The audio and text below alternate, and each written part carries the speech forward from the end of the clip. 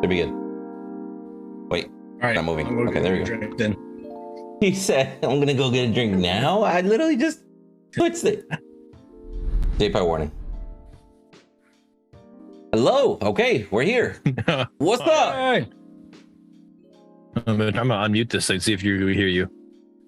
Hopefully. Oh yeah. You imagine my mic's all fucked up? True. What's up, guys? How is everybody doing? Welcome to this week's episode of the Fault Partner panel. For those of you that don't know, essentially, we just get together. We have a lovely cast we'll introduce in a moment, and we basically just go over Fault-related stuff. And sometimes we do compare with other games, but be mindful that we do try to keep it as related to Fault as possible, and we keep it as constructive as possible. But let's introduce ourselves, starting with our lovely guest Stunt. He's back from fucking vacation. I'm pretty sure he's staying too. I don't know. Yeah, I am Ted. Going on vacation does that. Hey, What's man. up, everybody? I'm Stomp B, bringing you Hollywood action to the gaming arenas. I can't, bro. Oh, I fucking can't with him. I can't do any of this anymore. It's the Alec Baldwin. I can't. I want to. Oh, bro. It's not a stunt you want to pull off. No. It's a career-ending Yikes. stunt right there. A one-time stunt. Oh, bro. Yo. What's up, everybody? I'm the Magus. You are awesome, and we're still getting sub 2-minute queues in Fault in the afternoon for me, and I think that speaks volumes for what free to play has done for this game. Because it didn't used to be like that. Didn't used to be like Right. that. 100%. Right. What's going on, everybody? I'm the Bearded Wolverine, your Michigan Wonder, also a Fault partner, and again, excited to be here this week and talk to you everything Fault related. On to you, Windu. Oh, that was a lot shorter than I thought it was going to be from you. What's up, guys? I am... That's what she That's said. what she said. Ah, got him. All right. What's up, guys? I am Windu, also known as WinduTheMace. I make content as far as mobile-related content, a little bit of strategy, a little bit of racing here and there. But as I was mentioning earlier, this specific podcast that we do is solely focused on Fault, or we try to be as focused on Fault as much as possible, because trust me, we veer off like a broken fucking train half the time. Now, we got a couple things that we're going to talk about here as far as how free-to-play has gone as far as our experience. But I do want to just jump straight into Twitter, because I'm going to give props to Strange Matters, first of all, for their Twitter interaction over the past week. Like, you guys know me, I'm always fucking bitching and complaining about, like, hey, they need to post more, like, even if it's just social shit and stuff like that. So one of the first things that we see is on the 25th, they actually posted that they noticed players were reporting an increase in matches booting them back to the menu with failed lobbies. We discovered the cause, already pushed the fix for the issue. Everyone should have an easier time finding matches moving forward. I did see personally that there was a good day where it was like, yo, what just happened to our matches, bro? Like get in, kick out, get in, kick out. So I'm glad they were able to find that. Quick shout out to them. You guys want to say anything about this one real quick? Well, there was that time we were queuing up, and well, you guys know I play on Epic, right? And you guys playing on Steam, and when we were queuing up, you guys, I think you were the party leader, Windu, and we would queue, and I would say match failed. It would like go in real quick and then say match failed. It's like, what happened, right? And then we queue up and a match failed. So then everybody like exit out of that party. I created the party as Epic, and we were able to get one right away. So we at first there we were thinking it was a Steam thing, but after that match it was the same thing. We kept on getting that match failed, but you had to do it like 4 times, and like after the 4th time you'd finally get it. It was something going on. And so yeah, I'm glad they were able to find out what was causing that issue. And we can go from there. I still think there is something else going on though, because we're still getting a lot of false queues that people are dealing with. I haven't really dealt with them myself, but it is happening. I see a lot of people talk about it in Gen Chat, so I don't know what's causing the false queues. I don't know if it's verified files or something, but there's something causing that people are having those issues. Yeah, I think. Hold on. Really? I was having an issue. Excuse or anything. I was having an issue where every time that I ended a match, it would kick me from the lobby and I would be like stuck in the menu. and I couldn't accept an invite. So literally like one day, almost before the fix, granted, but I literally had to exit and log out after every single match just to join my party again. But I will say, it hasn't been happening. So I don't know if that's something that they addressed. Maybe it was just lumped up with some of those issues. But, you know, just shout out to Strange Matters for actually providing live service and actually fixing shit on the fly, right? Now, off rip also, I'm going to go ahead and give them a shout out for their patch, which we're going to break into here in a little bit. We're actually just going to go over it. They did release another small patch. I actually heard people complaining about the patch, considering it was a small, just a quick little fix, so to speak. Yeah. I heard people bitching and complaining. They're like, oh, where's the character? Where's more skins? And it's like, bro, USA. It's literally been like a week and a half. Chill out. I think people are expecting Iggy.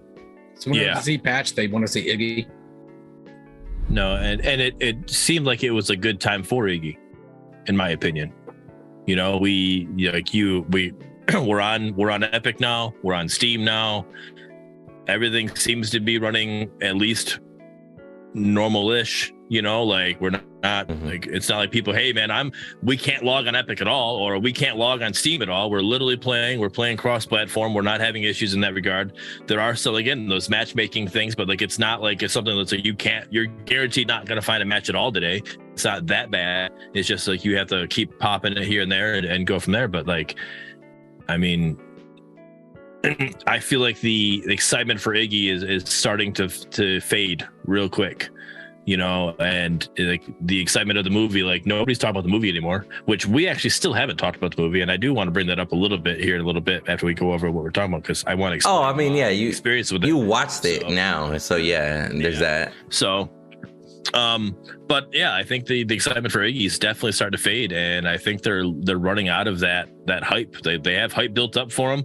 They have the free to play hype built up, and you know the free to play player base, it's still dwindling. We got to do something to keep players here. So, but that's my opinion. I agree with the small patch. Hey, what I like about it in that regards, right? It sucks that we didn't get Iggy or we didn't get something else, right? Or more beef to it. But I'm glad they gave us something, you know, instead of going 2 full weeks of nothing after free to play, you know, and just holding on to that. But I also think that this patch needed to happen for the main reason of what was in this patch. So I'm okay with that as well. Yeah. Stud? I mean, to me, I wasn't a big Iggy player back in Paragon, so it didn't matter. Like, I wasn't disappointed. But it's good to know that even when it comes to small patches like this, that SMS is taking the time to put it out. We've mentioned it before. Like we're used to them writing out an entire page full of notes before releasing them. This is just good. Every small step that they put out for us to see and look at is a good start. And something I want to bring up real quick too. They made a YouTube post. I think it's the first time I've seen SMS make a YouTube post. I don't know if any of you saw that. I did. So you don't have Twitter, so they basically both posted the same exact like funny comment on YouTube and Twitter and all their socials and everything. Oh, good. So that's a good thing. I enjoyed it, bro. Like, let me actually just put those on screen. Is that the Alt F4 one? Yeah, that's definitely Balix. That had to be Balix. Yeah. Shout out to Balix for sure. Like, it's an Alt F4 one, and if you ever stole a kill, say you're sorry. Oh yeah, those ones. Yes. Yeah, I like. Someone fucking replied with Conor McGregor, "I'm apologizing to absolutely nobody."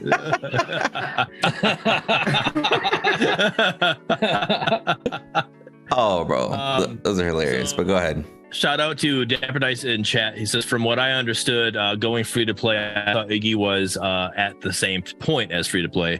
And they made the comment in their free to play announcement stream that they did for the dev stream they had that Iggy was going to be afterwards.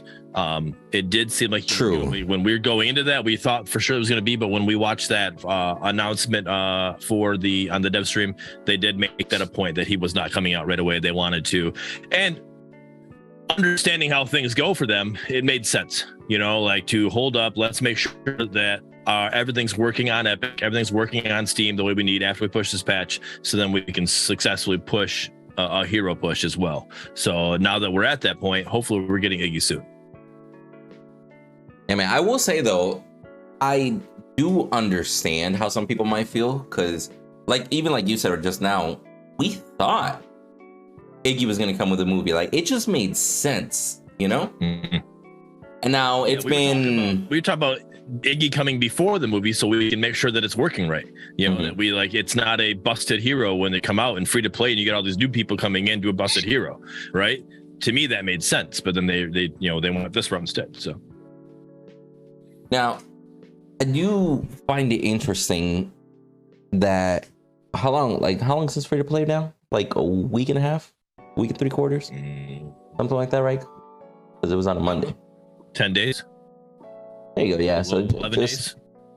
So getting close to the 2-week mark, I wonder if they're planning an event, because I don't see why they would hold out on Iggy if they do have them ready. Like I've heard people say, I don't understand why they would hold it out and just randomly drop Iggy in a random patch, right? Like I feel like it would be a lot smarter to do it with an event, and if they didn't do it with free to play, I feel like Twitch drops something. You get me?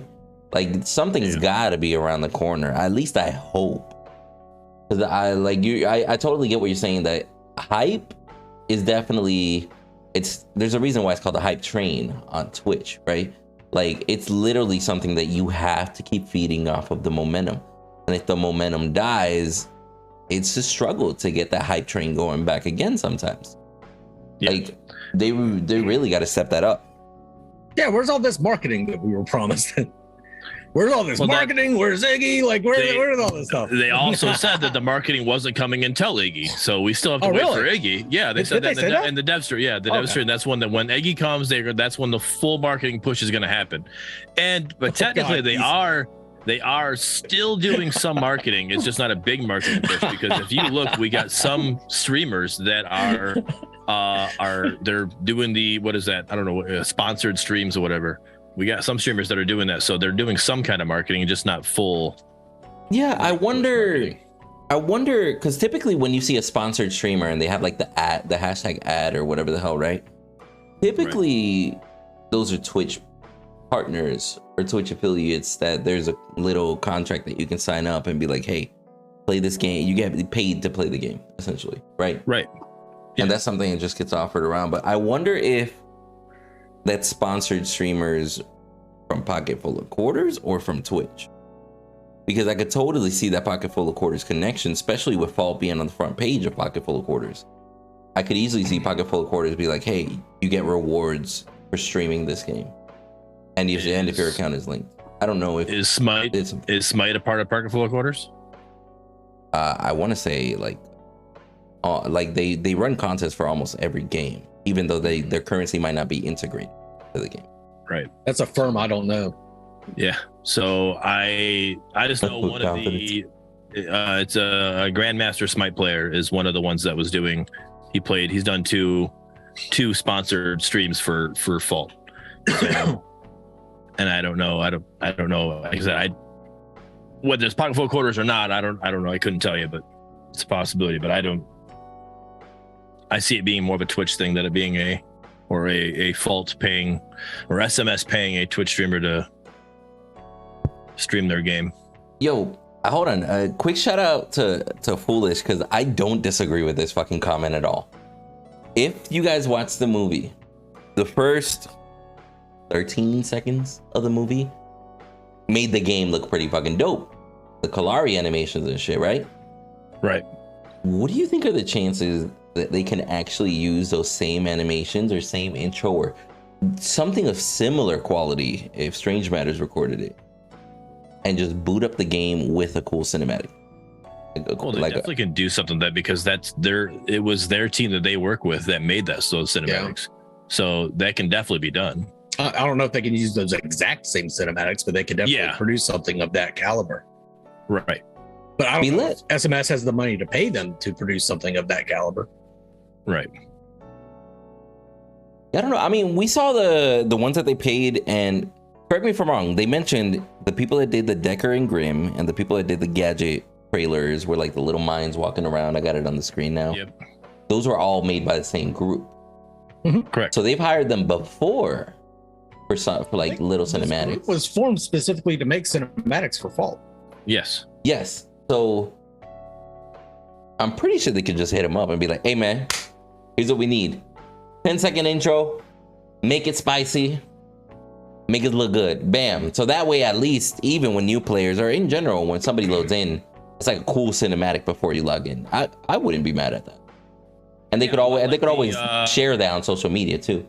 A lot like that cinematic that Overprime has when you log into theirs, right? And you see Severog go for the tree, and then you see him like running after him, something like that. Like you could do something very similar to that, you know, kind of. But that was spicy.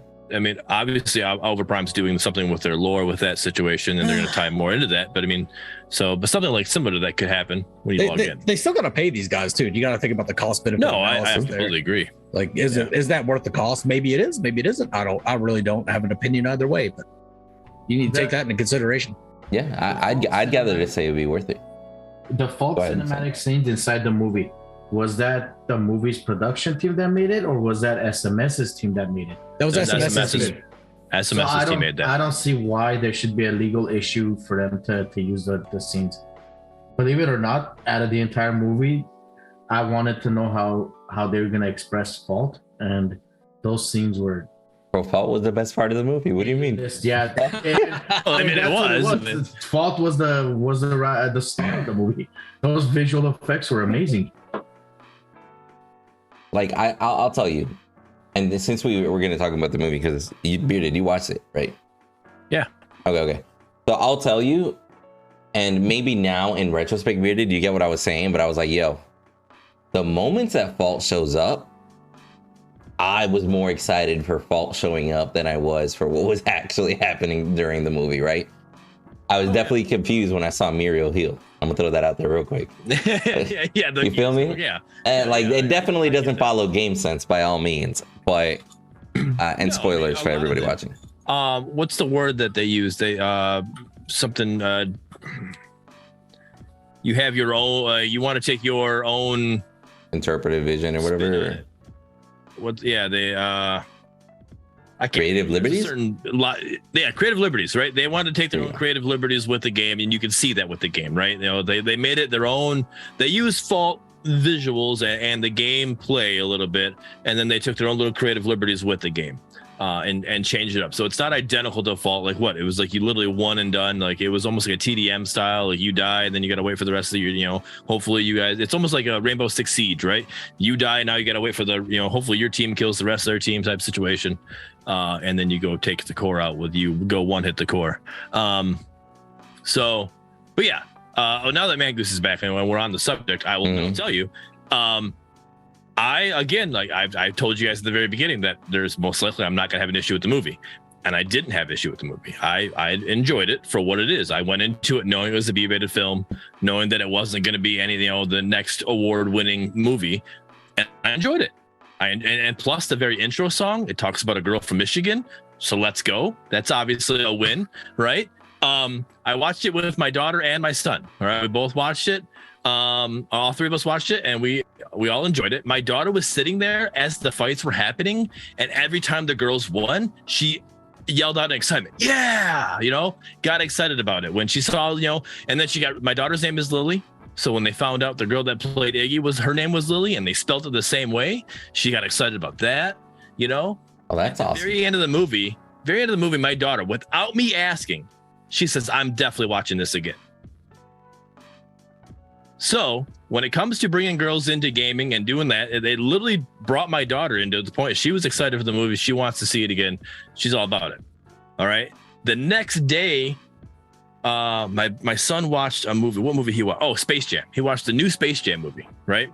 So I said, all right, Logan, the new Space Jam movie or the movie that Daddy's Game's in, which one would you rather watch? He's, I want both of them. Like, okay, but if you had to pick one, which one would it be? He said, the one that your game's in, because I like the chicken. I'm like, all right. So he picked one up over Space Jam, which obviously is not a B-rated film. It was, it was a higher ranked film and stuff like that. And had a better team behind it for creating and stuff like that, and more cinematics and stuff. But he picked the game film over the 1-Up film, or over the Space Jam film. I'd pick 1-Up over Space Jam too. Bro, I'm gonna be real with you. LeBron was not it, bro. LeBron was not it. I'm sorry. I think the problem though with 1-Up though is like, it's like when I watch The Hurt Locker and I'm like, this is absolute total bullshit. EOD doesn't do any of this shit that they do in Hurt Locker. If you're a gamer watching 1-Up, it's like, this is complete bullshit. But other people watching the movie, I think, can enjoy it a lot more. That's a fair point. The Hurt Locker, but I fucking hated it because I could not have the suspension of disbelief in order to watch that movie and enjoy it. I think a lot of gamers cannot have the suspension of disbelief in order to enjoy 1-Up. So I knew there was going to be some sexual innuendos. It's obviously a college game, a college, esports, all that stuff, right? So I knew there's gonna be some sexual innuendos, but like watching this with my 10-year-old daughter, and then like they draw the dick on the 8-bit poster trying to find people, and they're like, she's like, what? Who even puts hair on the shaft? I'm like, oh gosh. I was like, all right, now I'm at a point that I'm like, maybe I shouldn't have watched this with her, but like, it is what it is. That made me self-conscious because I definitely have hair on my shaft. So Jesus Christ, Goose. Holy shit, this guy, bro. They reference it off of Goose's. Hey, you guys watch 1-Up? My dick is in there. You know that dick joke? That was all Goose. Oh, Jesus, bro. Jesus Christ. Wait, Goose, did you make the credits? Poster drawing, Goose dick. No, his dick didn't make the credits. Stencil drawing from Goose. Yeah, you made your hand turkey. I made a rocket ship. That's off. Dick pic sent in from Goose. That's why there's hair on the shaft. Oh, we have completely fucking derailed. Yes, Jesus fucking Christ. There we go. All fucking derailing train. Told you, bro. Jeez. Oh, but I will say though, I think Goose nailed it on the head to the point that it's like, hey, like if you're a gamer, when even to it, like in the first couple moments that you see them kind of like try to relate to the audience by doing little gamer shit, right? Like the little Sonic coins and the musical note, the Donkey Kong barrel down the stairs and stuff. I was like, seems a little forced, but whatever. So yeah. I totally get it. Like if you're a gamer watching the movie, you might actually look at it and be like, I don't know how I feel about it. But I like that stuff. I like that little tie-in, obviously it wasn't realistic, but she was dodging the donkey fucking barrel, like, all right, yeah, I got it, and then like when they're tripping on the fucking brownies or whatever they had, or the cookies, and then you see the little fucking wannabe Mario jump around, and stuff. I thought that shit was cool. It was like, to me, as the older gamer, it was like a nostalgia, like, oh shit. Oh, Mario, all right, Donkey Kong, all right, I got this, I got that, like, all right, I like seeing that stuff because it was like kind of like referencing the older games. Not that has anything to do with fault, because they're not referencing older games. I just thought it was cool. I think it's it's not the beginning, like the credits and stuff that you guys are mentioning. I think them cramming all the stereotypical like jokes and streamer like references, like getting swatted in a hotel room, not at home or anything like that. Those are the parts that killed it for a movie. But again, I didn't watch the movie for that. I watched the movie to see how fault was represented, and they did an exceptional job representing fault, even beyond what I was expecting. All right. So let me show you how because I don't watch the news, right? I literally can't stand watching the news because to me, it's all negative, right? The only thing that you're going to get that's positive on news is the sports section. And that's a 50-50 chance. Your team either won or your team lost, right? And then if your team lost, the news is all negative, right? That's the way news is, in my opinion. So I don't watch it. So when it comes to swatted, I literally had no clue what it was. I did know what it was before I watched 1-Up because I watched the show All American. It's about, it's a football player, right? And in the show, him and his party, they were at a party, they got swatted. So I found out what swatted was during that show. like 3 days later, I watched the movie One Up, and here we are. I'm like, oh, I know what this is because I watched this show. I would have had no clue if I never watched that show, All American, what that this is even a thing that's happening in the world, right? I don't pay attention to that stuff. So, I mean, I can see that. You didn't even know what a fun dip party was. So, what? Oh, you did know what a fun dip party was. I did know what a fun dip party was. What? Come on now. The movie wasn't that bad. Like it wasn't nearly as bad as I thought it was going to be. I didn't think it was a great movie, and like I said, there was a lot of had to do a lot of suspension of disbelief if you were a Fault fan because the game did not run like Fault. And then as like a fan of esports, there was a lot of suspension of disbelief because like why are they going to have the two teams playing right across from each other while they can and shouting out call outs where the other enemy team can hear them, like a lot of little stuff like that. I was like, come on, don't forget, if you're a support, you're not a starter. There was that. It's like, oh, starters only, get back support. Like when they were taking the pictures, I'm like, okay, I bet. Maybe he's the quarterback of the team or whatever. And yet Narbash was an off-lane starter. Yeah, that was another creative liberty situation there. I blame Cross Prime. No. Cross Prime and it's Biff definitely took that situation. No, and I mean I understand, like again, I thought it was a decent movie. I enjoyed it. There was things with it that obviously didn't make sense, but I have seen esports in that situation, what you were saying about them not playing across from each other, like literally at the actual school. You're right, they would just play online. You stay at your school, I'll stay at our school, play online, we'll talk. But the actual event themselves, I've seen those. I've seen Heroes of the Dorm, actually is what it was called, and they would play. They had a stage that they played on like that. Are you sure? I thought they were separated the way they were at the end.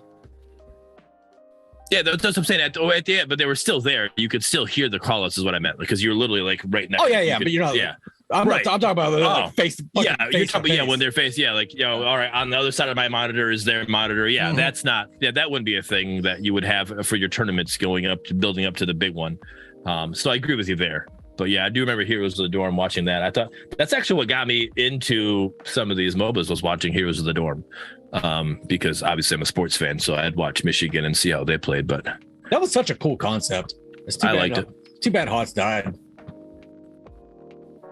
Yeah, Bayless brings up an interesting point too. There are, I mean, in an optimal scenario, typically you want space, right? And we've seen some like OP, like gaming competition setups that, they're like sound isolated and shit like that, right? But there are a lot of tournaments and contests. Like if anybody that's even been to like fighting game tournaments and shit like that, like everything is always just like face to face, side by side. You go to Call of Duty tournament and it's duos. You're literally like you're right next to each other, giving each other call outs, and they can hear them be like, yo, go right. Like it's not always gonna be like League of Legends style tournaments, So I didn't really gripe at that too much. Yeah, overall I thought it was good. You guys want to talk about our games this week? Let's talk about games this week. Bro, let's do it, man. I'll say I've actually been having fun. Even though I'm like 0-13 playing with Stunt since he got back, like 0 wins out of 13 games. It's been fun. It's been lit. 0-12. Give him the credit. 0-12. Okay, thank you for verifying. I think he's the common denominator. He's the problem. Yeah, that's exactly what I was going to say. I've been playing with all those other guys that we're winning. You're right. That's it, bro.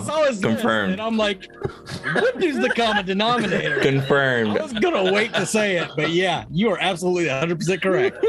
Yeah, bro, I'll be real though. Even though either getting dicked on or, like smashing people, it was just super fun. Like it's been a while since I've had the joy of actually having a player come in and just sit there, teach him the ropes, little tips and tricks, etc. And it's refreshing, to say the least, for sure. I mean, I've been used to be getting dicked on, even before I went free to play. So I'm just happy with free to play. I can now get to another game faster to get dicked on even faster. I don't have to wait as long anymore, so that's good. I do enjoy that.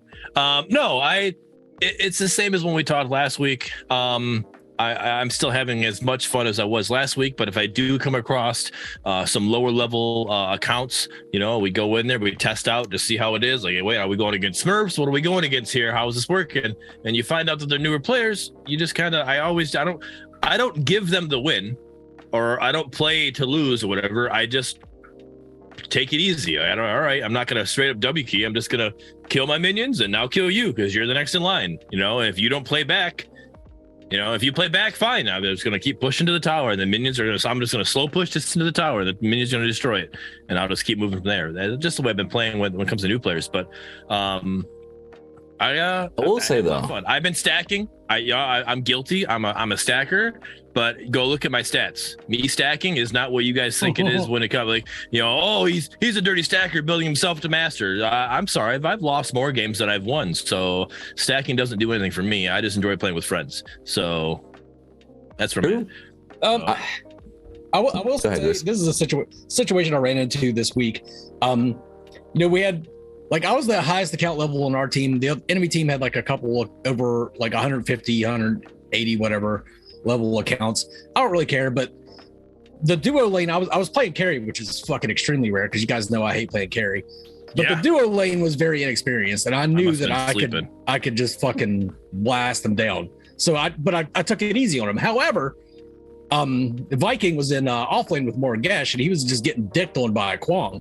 So I was like, well, fuck, now I'm going to have to step it up over here. So it became a situation where I was dicking on the duo lane because their off lane was dicking on our off lane. So yeah, bro, it gets awkward, bro. Yeah, I didn't want to be that aggressive with them, but I felt that I needed to in order to help my team win, which we did not win. That Kwong just got way the fuck ahead, and there's nothing we could do about it. But like I said, I'm not a very good carry, so there's not much I could have done. Which to that point, because I actually wanted to talk about that a little bit. Would it be fair to say or ask for Strange Matters to kind of stricten up the MMR matchmaking, the reign? Because right now it just balances the party. And me and Bearded had a couple matches that we had masters in our teams and stuff, right? Or against us, right? And we did average elo of our team, average elo of their team, and it makes sense. It was within 100 elo of each other. But we literally had a 700 in solo laning against a 2000 in solo. So that disparity between the individual players was there. And we ran into that same situation where it's hey, I'll be real with you. I don't want to fuck up these kids in duo.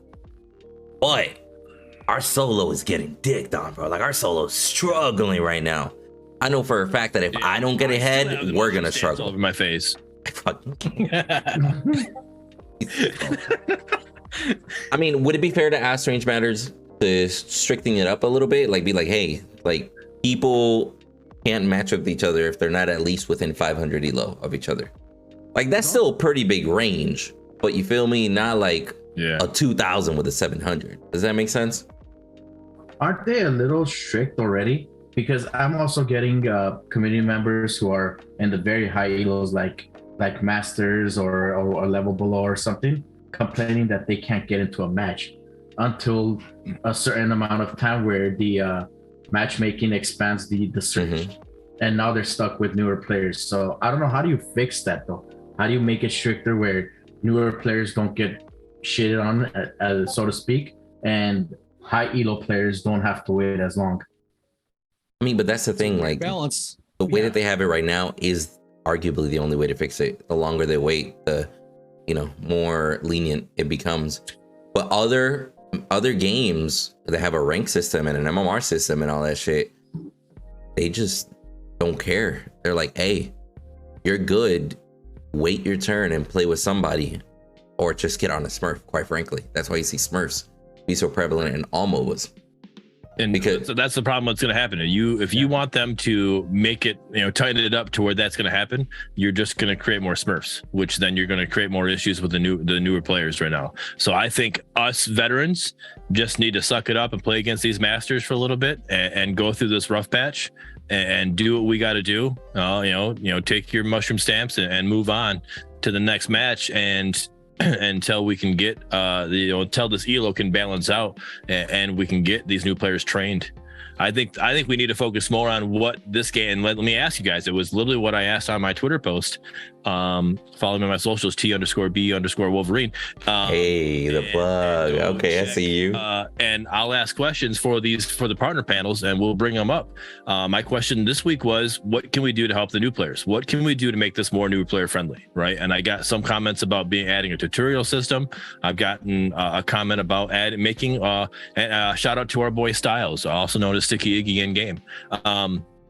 He was talking about how we should add for the counts levels 1 to 30, have a last hitting icon, for the minions, to help them learn how to last hit for the new players, right? So like pretty much like what Predecessor has, when it turns red when you can do that last hit, give them that icon, so for the new players, can they learn how to last hit and go from there? So what are you guys' thoughts of what we can do to help the new players make it easier in that situation?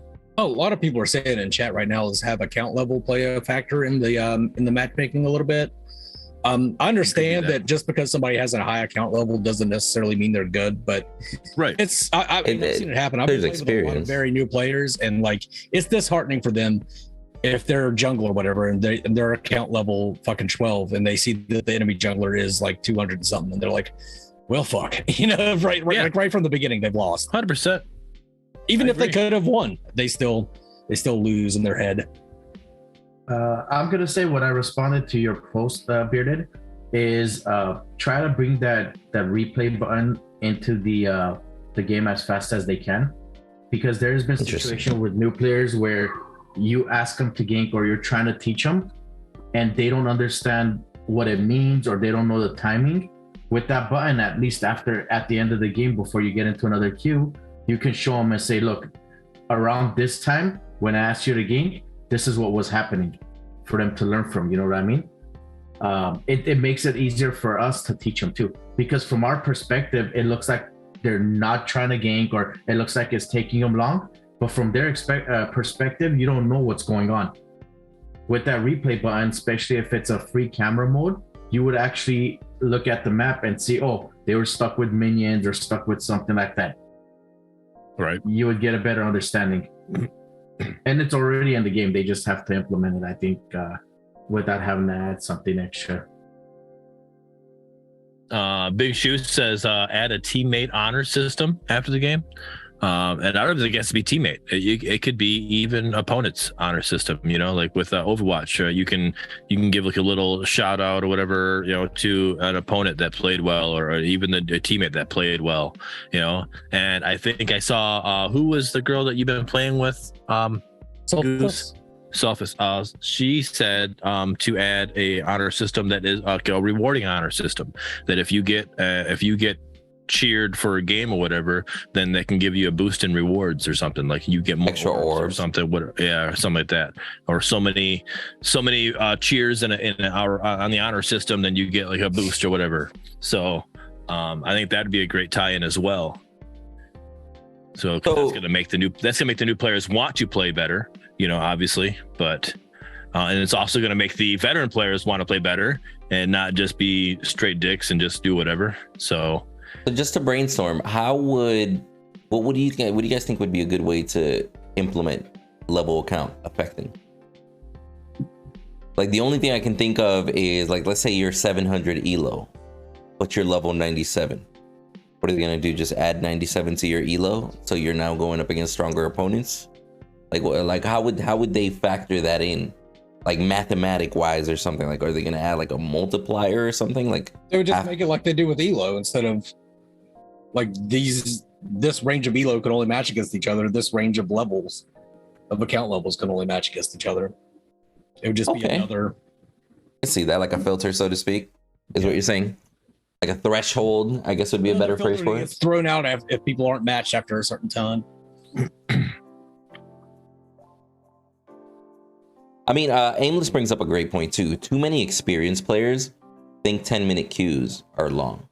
Like I had somebody in my chat, like I want to say it was actually yesterday. I had somebody in my chat literally complaining how he had been trying to queue for like 45 minutes, but he then later on said he had been doing like 6-minute queues and then canceling because it was taking too long. And I'm like, bro, 6-minute queues? And I even said it in the chat, I remember when a YouTube video took half an hour to load the first 15 seconds, bro. Like, what the fuck? Those dial-ups, like the dial-up days, like that bullshit. Like, how would they, or how do we handle as a community, or how would Strange Matters handle a community member that just finds a 5-minute queue too long, and then they go and log into a Smurf because they don't want to wait 5-minute queues or 10-minute queues? Like, you feel me? Like, I feel like people don't understand that the better you are at the game, there's a good chance that your queues might get slower. That's actually pretty normal in most games. Yeah, I mean, and that's again, I kind of want to avoid this for a minute, just for a little bit, because I want to talk, like, to me, the biggest thing with free to play is the new players, right? Veterans, we've went through long queue times, so I'm not worried about veterans go through long queue times. So what can we do? Because if you look at the stats, I don't know the stats in front, I don't have it in front of me, but I know that if you look at the stats, what we have from when we first started free to play to what we have now, our numbers are going down, right? They're not going up, they're going down. So what can we do to help keep the new players here? Because we know this isn't a new player friendly game, right?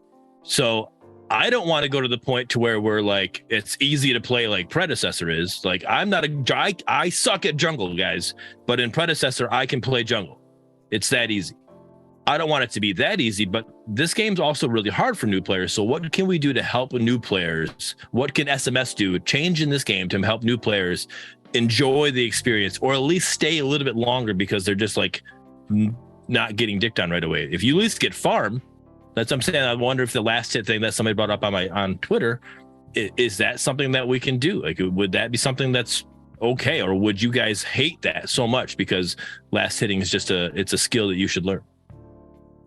I mean, the idea of, let's say, like, players below 25 queue up with other players below 25, right?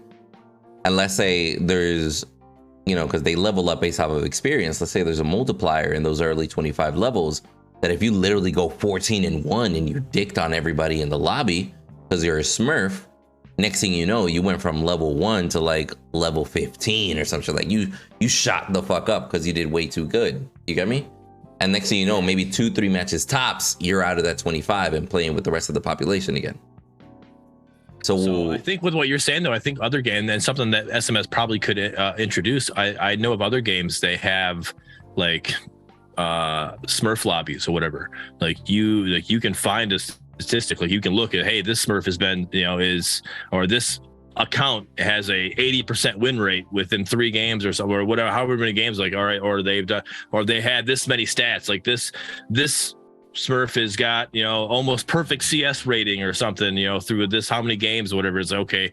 This, you could tell that's a Smurf, and then you could force that account to be in a Smurf lobby in a situation. I know they have abilities like that. So SMS could help that situation, so you're not just running into Smurfs.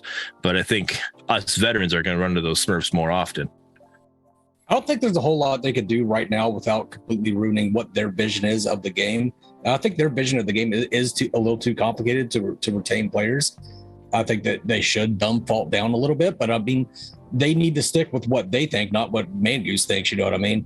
So what I think would help them quite a bit is if they did introduce this ARAM mode that they've been talking about. Because if people could just play casually and get used to ability ranges and all that stuff, but still have fun in a competitive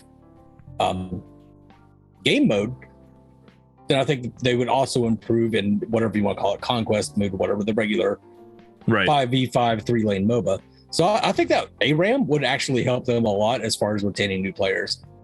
They would. I think a lot more new players would just play that because it's just easy and quick, and it doesn't really matter if you die. It doesn't, if a loss isn't as painful if it's just a fucking ARAM. You know what I mean? Right. So, but then they'll get those skills, and they'll get the hankering for the more experienced game mode and end up playing Conquest, or they'll just keep playing the ARAM, and that's fine too. I think the issue you have with that, though, is you're splitting up the queues then, and so that's going to also make the queue timers be longer again. That is true. And my other, devil's advocate argument against that is I've ran, customs before, and I've ran ARAMs, and I've seen, the masters come in there and just come in there to play the ARAM to have fun and just destroy the lobbies. Just to dick on people. I've seen, so even then you're still gonna have that even in the ARAM mode, then and then a regular mode as well. So it's. I mean, there is a perception change though, because when you go into an ARAM, even if you get fucked up, right, you're like, okay, whatever. This isn't my main character, like people will say shit, and they'll be like, you know what, it's not that big of a deal. But when you're in a good 30-minute match of 3-lane conquest, and you're literally in there, and you're like, fuck, bro, we lost after 30 minutes. It definitely changes people's opinions. I would say ARAM is probably healthy, even if it splits, because even at least in my thought, even a split community, the ones that want to just joke around and fuck around in ARAM, and the ones that want to take it serious as far as typical conquest or whatever, at least they would have dedicated environments, and those pools can slowly grow as opposed, and independently from each other, as opposed to just throwing everybody into the same pool and getting all this mismatch, try hard versus new. You get what I'm saying?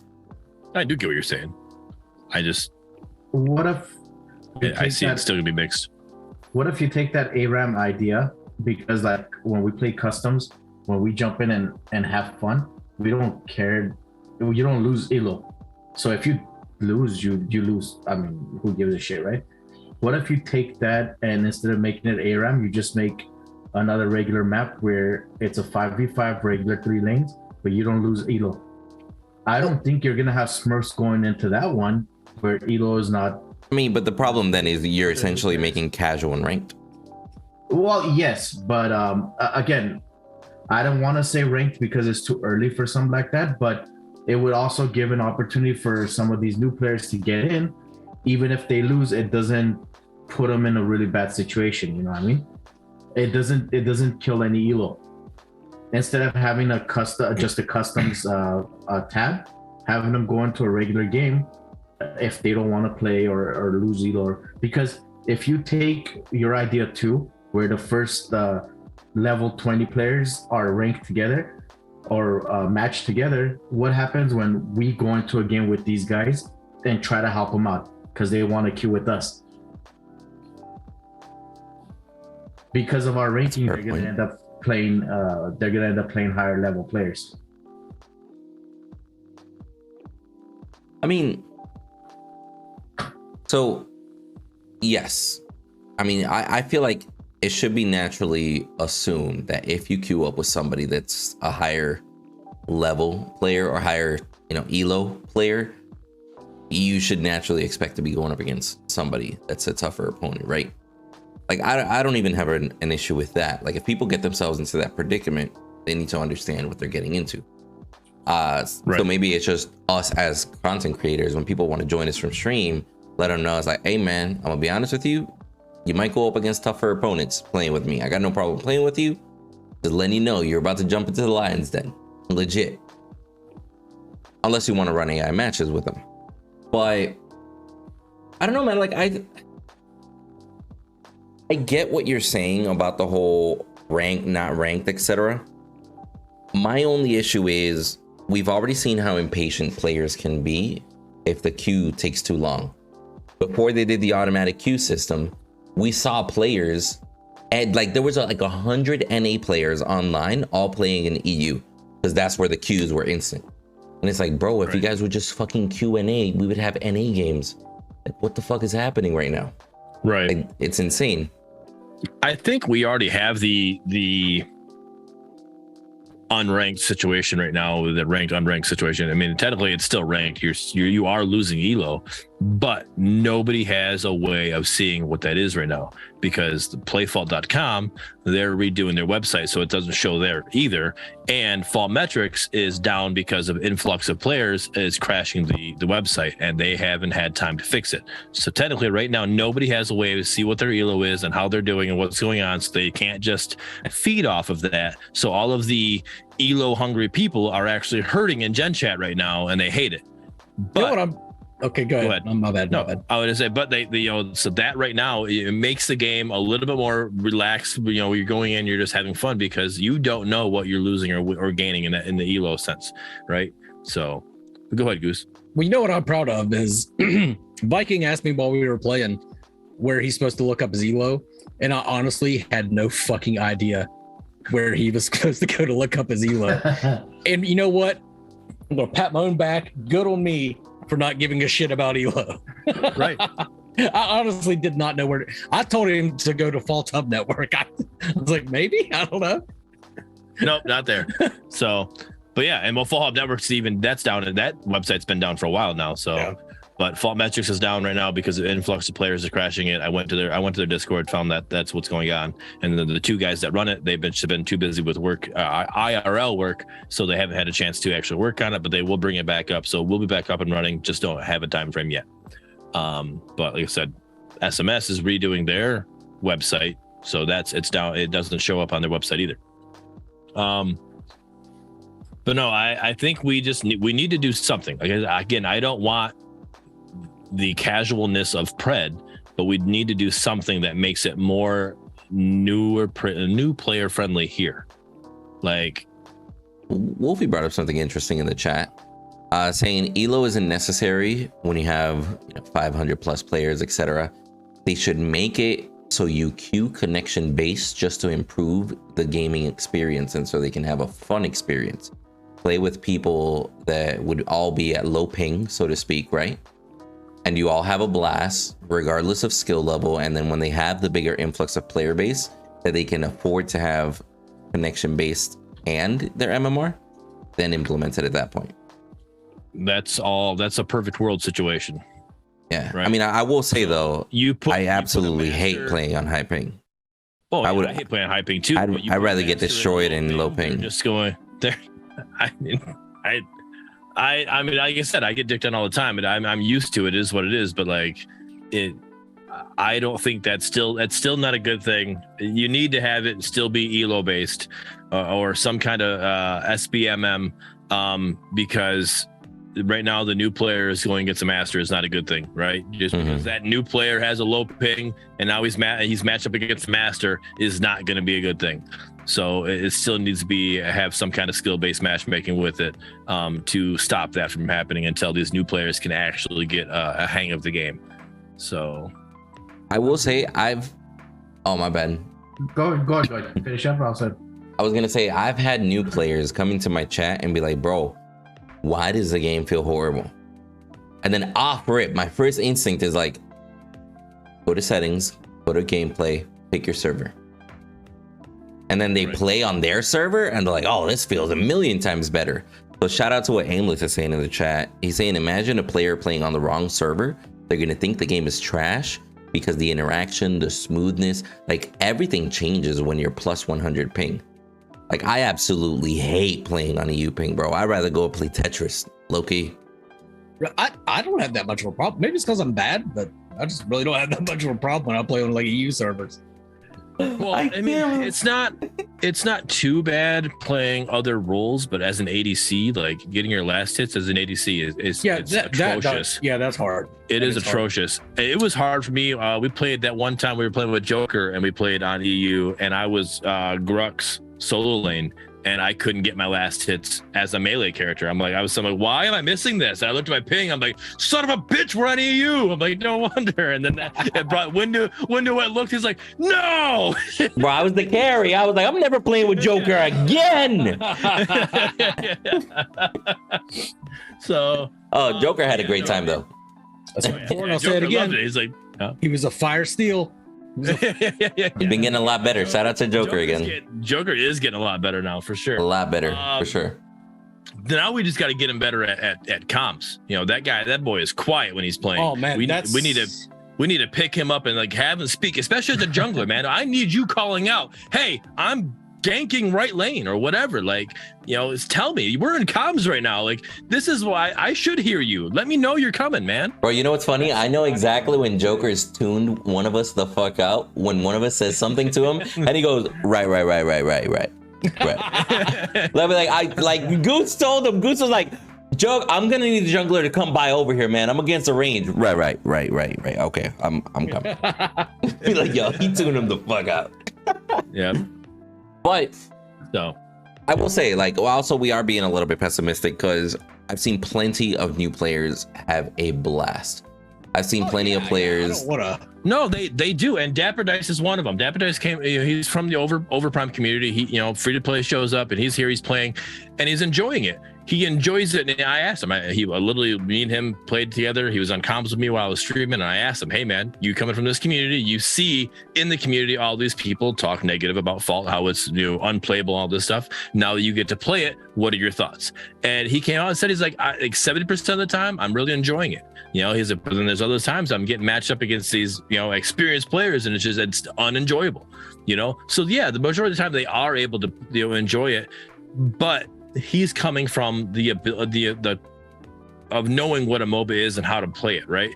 We got new players coming into this that don't play MOBAs. Salthus, right? If Salthus wasn't playing with Goose and Viking, I don't know if she would have stayed because of how hard it is to actually play the game and not knowing what you're playing, right? If she literally just would have showed up by herself and played the game and not understand what last hitting was, not understanding what this river buff does, not understanding any of this stuff, would she have stayed? Would any of these people? We're losing people. It is statistically showing we're losing people. Why are we losing them? Which is understandable. Right. And how can we fix that? What can we do to help that? I was telling the person that brought it up, Styles, I almost think that because last hitting is not just an ADC thing, right? It's not just your ADC that has to get last hits. Every laner needs to get a last hit, right? Jungler is guaranteed to get the last hit, but every laner needs to get last hit. And if you don't know how to last hit, or what do they call it? Kill CS? Skynet. No, Skynet in his video. Skynet, shout out to Skynet. Skynet. Great videos he's been making. He's got YouTube videos. He's got one for how to carry and one for how to offlane right now for beginners, right? And he called it something, but it's basically it's the kill confirmation for a minion, right? It's last hitting is the main term, but he also used another term in there, which I liked it because not everybody's going to know as last hitting, right? If you don't know what a MOBA is. So shout out to him. Go check that out again. Skynet.exe on YouTube. It's last hitting is a big thing. So I almost wonder, as much as I hate it, because I saw Pred, I played Pred, and I was like, man, this is something I learned in Fault. I learned how to last hit in Fault, and I hated it in Pred because it was just like, hey, it's an execution mechanic, pretty much, right? It tells you when this minion's able to die, shoot it now, right? But I almost think we need it for the new players to understand what's going on. Bearded, let me ask this: what else do you think is hard? Because I know Fault is definitely the hardest learning curve, and in my opinion, if you compare it to Paragon, it's still a hard learning curve with all the aspects and the buffs and all that other stuff. But aside from last hit, what else do you think is harder for these new players? Because as a whole package, I know like the aspects too. I get a lot of questions about that. What do these do? How come I'm getting the red ones and using like green items? And a lot of people still don't know that you get both of the buffs and the aspects. They think you just get like, oh, so since I picked this one first, I only get the first one, right? It's not 100% clear. Yeah, there's that, and then the various passives that the heroes have throw a lot of people off. They don't know how to take advantage of the passives. There's a lot more river buffs in Fault than a lot of other games, but then you still have the two main jungle buffs. There's a lot more to Fault than either Pred or OP, and it's a tougher learning curve for people. Yeah. I think Pred has passives, but they're nothing like Gideon's passive, which is basically an active. You know what I mean? Yeah. Gideon's passive. That's a tough one to learn. And there actually was somebody that made a video on that. I want to say it was a Spada back in the day. I could be wrong, but there was somebody made a video on how his passive worked, and that actually helped me learn how Gideon's passive worked because I had no clue how it worked. But I think map awareness is the biggest thing, and I think it's understanding the ward system and how the wards can be used and having vision on the map. So if you're able to put wards down and able to keep your eye on the mini map every occasionally, I think that would be huge for. I don't know how. Believe me, if I knew how to fix that, I would fix it. But I don't like. Yeah. It's got to be like some kind of tutorial, like Skynet. Shout out to you if you want to make another video for it. You know, a small YouTube short of how a ward works and how all breaks down all the different wards, or anybody who wants to make that video, you know, I'll talk to Armadillo. I don't have the editing and I don't have the editing skills to do all that stuff. I would love to, but that's just not me. I'll talk to Armadillo about that this week, because the wards in Fault are a little like warding in MOBAs is just a general skill that people need to know, but warding in Fault is a little different because you got sentry wards, you got rad pulses, and then you got stealth emblems. So like something I didn't even know. I didn't know that. I thought sentry wards just saw anybody that was out of stealth. I didn't know sentry wards picked up people that were in stealth. I thought that was like the thing with sentry wards. That's why they were permanent. Sentry wards can spot everything, but they're visible and can get destroyed easily. That's the whole caveat. And they literally last forever until destroyed. People don't realize it. A lot of people really don't understand the rad pulse, especially how you need to use that to detect stealth targets like stealth emblems to clear them. Right. So I don't know. Like, again, I think what we said this last week or weeks before, whatever. These videos, the video that Skynet's making, the video that Windu made about laning and how to freeze the lane and stuff like that, those videos need to be accessible either in the game, on the website, somewhere. They need to have a link to these videos that are on how they're broken down until they get their own tutorial set up, and then they're able to go back to that situation. I mean, it would be fairly easy to just get a YouTube playlist that they make where they drag whatever videos they approve in there and just have a hyperlink in the menu. Be like, hey, you know, as Strange Matter approved tutorials, click here. Yeah. And then there's the entire list. Right, and then whenever they get their ward video up, they can take that video out and put theirs in, you know, whatever, like something, however it works, however they're going to do it, I don't know. I know they're working on a tutorial, but that's not helping the people right now, right? So a hyperlink in the game or wherever it's accessible on the website or something that's going to take them to that situation is something they need to do. Like, that's something I don't think it would take long, and I don't think it would be too hard to do, and it'd be great if it was done yesterday. I still think that they need, this is my idea for like tutorials, is like in World of Warcraft, you have like the hints that you can eventually turn off if you want to, but like whenever you can level up something, like a little question mark comes up and says, and like in like a little box in the middle of the screen says, these are your abilities. You can now unlock them doing this, or like once you start hitting buff, a little fucking box pops up and explains to you what gold buff does. I would love to see something like that. That's true. Like overlay hints, like you said. Yeah. And then just you can disable them in the menu if you're experienced enough, but just have them automatically be on. Is that pronounced Scooby-Doo? Fucking damn, bro. I think yeah. He's like, I think it is. All right, but I'll be real. Like, I don't know, like, what do you guys think? Should they be focusing more on speeding up that retention, or should they be focusing more on keeping this hype train going and actually having it progressively go forward? Right? I think the retention. The hype. I think the retention. I mean, because you could just because I would rather have that retention, so then you can work on that hype, because right now, if you focus on just the hype, you could easily just be that spark in the pan, you know, and then guess what? That spark goes out, we got nothing left, right? If you work on the retention, you get that hype going, and that's just going to keep building. You can build from there. If you don't have a retention for that situation, it's just like, what's the point of having people come in here to leave 2 weeks later? And this is under the assumption that they can't do both. I don't know if they can or can't, right? Like, it could be two totally different teams handling everything. I'm just being devil's advocate here. Be like Vikings, just throwing it out. Just say both. I'm going to give you the, you know, you asked me to pick one, I picked one. I can't, you know, like I played the Would You Rather game. I know you can't pick both. Oh, what a scholar and a gentleman. But I don't know, man, because I guess I'm also biased because I'm not a new player. So I would love to hear from some like newer players in the chat what they would prefer to see. Would they prefer to see more skins, more characters, or would they prefer to see better learning opportunities? Because I'll be real, at least me personally, even being a new player and not really knowing what the fuck is going on, hey man, I'm gonna skip that tutorial anyway.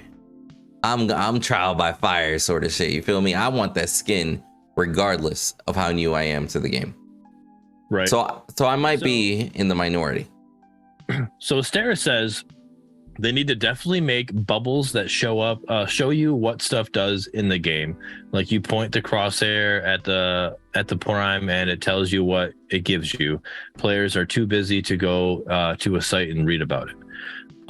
So what if they did that? If they show your first time in a bot match, right? Because right now I'm pretty sure you have to play a bot match unless you team up with somebody, right? So if you play a bot match, your first time in a bot match, it kind of gives you this like a little exclamation point. You hover over that exclamation point, like, okay, this is gold buff. Gold buff does this, right? It populates every 3 minutes. Pretty much tells you everything that it could be Mangoose's voice, but they can implement in there too because he did that gold buff video, right? And then it tells you exactly how to work.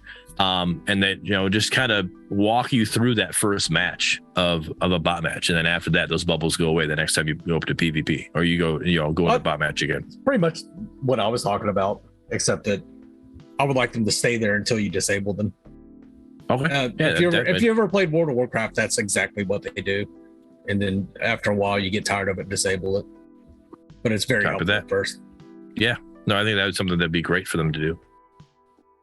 That's something I agree with what you said, and yeah, so that works. I like that. Another idea, possibly, I don't know if they have it already. You know how we have the learning tab inside our main menu? Yes. What if they do have for those who do want to read, an individual breakdown of what a raptor is, what a alpha raptor looks like, that describes all of that stuff.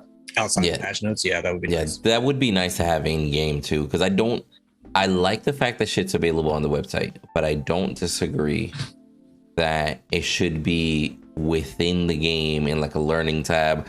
Like Hunt Showdown has it to where if you go to like all the way on the right side of the menu, it literally has books, and there's books on lore, there's books on guns, there's books on the monsters you kill, and it's just informative. Or for those unique individuals that want to go into it, but it's in the game. I know I use Hunt Showdown as a reference a lot, but I would be okay with that, because I'll be honest, I don't remember that shit half the time. Like people are like, "Hey man, what does red buff give you?" Let me DM a dev real quick. Hold on, let me get that exact answer for you, because shit. Like it. Yeah, it should be in the game. That'd be the buff should be in the learn tab. The favorite point system should be in the learn tab. At least a brief, what to get favor, how you get favor, like killing raptor you get 1, killing alpha raptor you get 5. What is it, like every 25 kills gives you 1? Or not kills, 25 minion kills. Minion kills 25 CS. And I think it's every 7 kills or assists gives you 1. Stuff like that. Every inhib gives you 1. So stuff like that. A favor breakdown would be good. In the game, though, I think the aspect situation. I think instead of it being that full screen, it just needs to be an overlay of the aspects, right? Just have it be an overlay of the actual match, of you sitting at base, so you can still see the team you're going against and your team, and you can be all right, because that's what you pick your aspects off of. All right, hey, am I going against a team that's got a bunch of CC? I'm gonna need to pick endurance if I'm the off laner. So devil's advocate, they're just gonna tell you pay attention 5 seconds before when you can see the draft screen. We're talking about making this new player friendly. I don't want to play devil. I'm not. We're like, no, that's not what we're gonna tell new players. The new players don't understand all that stuff, and there's no point in that. I get it. Off of what Bearded said, a community member that we play with a lot on Menace's server, he's a high elo player, but he was disappointed in the fact that he was not able to, I guess the way I understood was, see what kind of team he was matching up against, like the names or whatever, the screen names. And he was saying that SMS should implement as long as you're still in the store at the beginning of the game, you should be able to change your aspects if you need to. If you accidentally like pick 2 aspects, That's I like that. He I was like saying that as too. long as you're Like inside before you leave the store, fountain or be able something for the to- first time. to be able to change it. Yeah. Yeah, for that first store visit, as long as you didn't leave base, you should be able to rechange that. That first time leaving base, you went to go, help with the red buff or whatever, or you went to lane, you're done. That's your aspects are set. But until then, you should be able to change your aspects. I'm definitely okay with that. That'd be great. And then you don't have to change. You can leave the screen as it is because I don't care. I can go back and change. All right. Oh man, I do want endurance. I do see they have a bunch of CC or whatever, like stuff like that, whatever it might be. Yeah. No, I think that'd be a great idea. I think Skynet brought up what's probably more to it speaks more to what I would like that for is Right, you pick and rook. Forget what the enemy team was consistent of at all until I'm in the game and I can look again. So yeah, I never know what to pick. Bro, I'm glad I typically got somebody with me because I just yell at them. It's like, hey, tell me the team real quick. Who the fuck are we playing against? Yo, help me out. Oh, I've experienced that so much. You know what else I've kind of experienced this week that's been fun. I've been playing with a lot of new players. Like watching, I can see their mistakes happen before they happen, and I need to learn. I've been trying to work on it, but I need to be more vocal about it. But like that's a really great way for me to learn too, because like I see our jungler approaching like the enemy offlaner, but like our offlaner is still at the like tier 2 tower. It's like jungler, just wait a second. Like Right. Just hang on a second, wait till he gets there and turn it into a 2v1. You don't have to fucking balls out 1v1 every time. Like people just need to wait. Or like I'll see my ADC going to face check a fucking fog wall. I'm like, no, don't face check that, just like you don't know if there's somebody over there. Yeah, that little tidbit of being able to go to the elbow or just before the elbow, and you can actually go through we can put a ward through that wall. Yeah. Like that ability right there. That's how I don't face check anymore. I was horrible at that. I used to face check all the time. Like, all right, well, I need to go see if gold buff's up. I'm like, all right, well, here I go. Plus I'll go put a ward while I'm out there. And then, oh shit, too late. So now I go up, I put a ward. All right, I see nobody. All right, I can go in here. Let me go check out. Let me get that timer at least for gold buff if it's up, or if it's not up, I'll get the timer, and then I'll also put another ward up if I have one. So, Hey, it's definitely something you need to work on. Shout out to Clone in the chat. What if they did the league/ethereal approach? What if you chose your aspects during the draft and they just gave you extra time in there? You lock in your hero and you lock in everybody locked in their heroes. Now imagine you get 15 seconds to choose your aspects based off of the draft on the very same screen. Too, for me. As long as I can see what's going on. I want to know what my team comp is, that what's going on. Like, all right, my team's got this, we're going that. All right, I can pick this. Like that's what I want to see, that ability. So that's fine. Interesting. But I gotta say, man, like, I really wish that I could see epic numbers. Am I the only one? Oh man, me too. No. Why would you be the only one? Yeah. Hell no. Yeah, would do. Hell no. Sorry, bro. But no, like, I don't know why Epic doesn't have that ability. Why does Epic not have that ability? Does anybody know? I think it's because it's healthier. Like think about the effect that Steam charts has on people. They see the game go from 800 to 650. Now they're like, dead game. I'm not gonna play it. You feel me? Like, right. If nobody could see that shit, it's the same argument with ELO. If nobody could see that shit, they would just play. I think so. It literally is the argument of predecessor versus fault. We don't know what predecessor's numbers is or anything like that, but we know what false numbers is. So it's that. Predecessor's obviously better because their numbers they're just there. We don't. It's potential. The potential of it. All right. So the potential of Epic, our numbers could be skyrocketed right now. We don't know. That's literally what it is, bro. We have no fucking idea. Steam could literally have 200 players, and Epic could have 1,000, and we'd just be looking like, well, queues are pretty fast for 200 players. Like, you feel me? We never fucking know. Right. I'd be willing to bet, especially with a lot of people reporting that they're getting better frames on Epic. I'd be willing to bet that there's way more players on Epic than they are on Steam. I actually have better results with Steam than Epic. But... Oh, The only people I've seen. Yeah, but that's because you're still playing on that freaking projector screen, you know. I have a tube. It's fucking tube TV, bro. Bro, but CRV there. the only people that I've seen legit complain about Epic Store, just Paragon, like tryhards, diehards that are like, oh, I'm never supporting Epic. I'm never going over there. I've had multiple people. I said, hey man, I in Gen Chat, I said, because I'm literally, I was playing on Steam. I have to cap at 59 or 60 frames per second, right? I had to cap it at 60 and I would get a consistent 60, right? On Epic, I can put 120 and I would have very small movement. I'll have some lags here and there, lag spikes, but like nothing crazy. It is still something I can play on. If I played 120 on Steam, it was constant lag spikes. I'm like, dude, this is horrible. I can't deal with this. So I'm getting better, in my opinion, I'm getting better frames on Epic. I had somebody tell me to prove it. I had multiple people tell me to prove it in Discord. I'm like, hey, if you don't want to believe me, that's on you. It is what it is. If you want, come watch my stream, I guess, if you want me to prove it. I don't know. Like shit. I'm telling you, I'm not here just to make shit up. You just because you hate Epic, because you hate, Epic for, get rid of Paragon, that's on you for not wanting Epic Game Store. I don't know what to tell you. But it doesn't matter if I prove it or not. You're still going to be what's the word I'm looking for? Skeptic. So I had to open up Epic to look at it, but they don't even have game reviews either. That affects a lot of people on Steam. Epic doesn't have reviews? No, I just opened it. I think when you click on the game, there is no reviews. I didn't see a reviews tab, unless I'm wrong. People don't go in there shitting on the game or anything like that.